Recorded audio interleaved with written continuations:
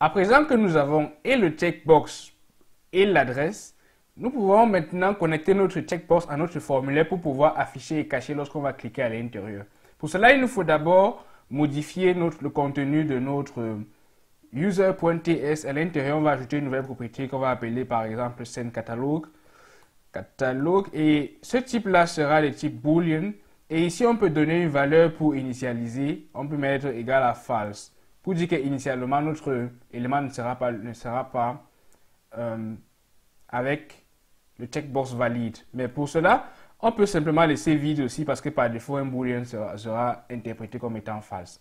Maintenant, ce qu'il nous reste à faire, c'est de venir sur notre input correspondant et d'ajouter naturellement le ngModel comme on l'a vu jusqu'à présent.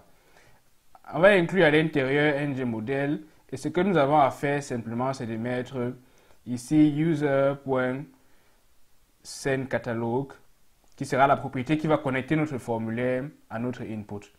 Maintenant, on va dire que lorsque cette valeur-là va être sélectionnée, ça veut dire lorsque le checkbox va être sélectionné, alors sendCatalogue va devenir true, alors vrai. On va vérifier donc que si, lorsque c'est le cas, il va afficher alors notre adresse. Donc ici, on va mettre simplement user.sendCatalogue. Cela veut dire que lorsque user.sendCatalogue est vrai, alors cette partie va être affichée.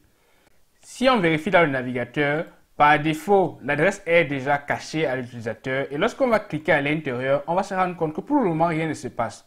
Pourquoi? Avec Angular, lorsque on n'a pas la réaction attendue, la première chose à consulter, c'est notre développeur tool avec FTools ou alors simplement le clic droit et inspecter l'élément. Sous la console, on va se rendre compte qu'on a une erreur qui nous dit que si le ngModel qu'on vient d'enregistrer est à l'intérieur d'un formulaire, alors il doit être enregistré à ce formulaire-là. Ou alors marqué en tant que personne seule ou alors standalone, comme fonctionnant seul.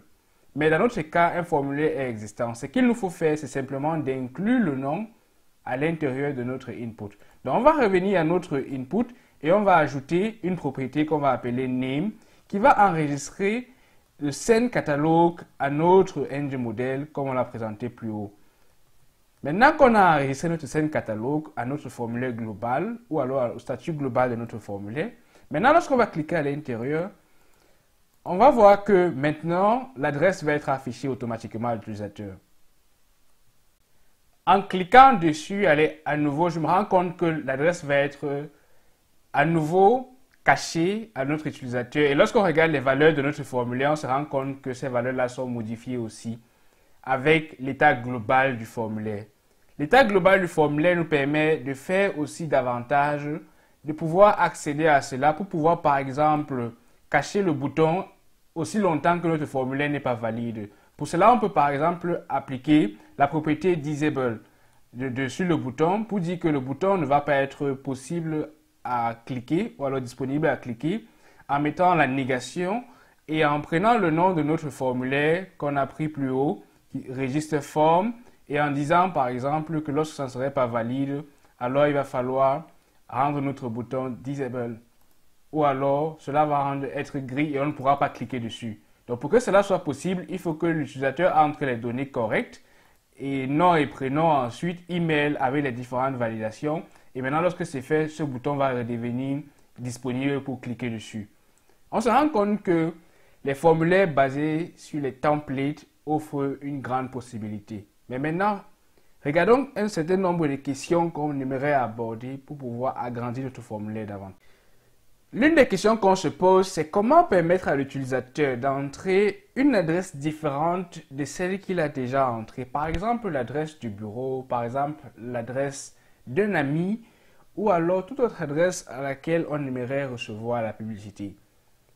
Comment permettre à l'utilisateur d'entrer une adresse autant de fois que possible? Comment lui donner la possibilité, par exemple, lorsqu'on entre le nom de notre rue, d'avoir déjà une proposition de ce nom de rue-là?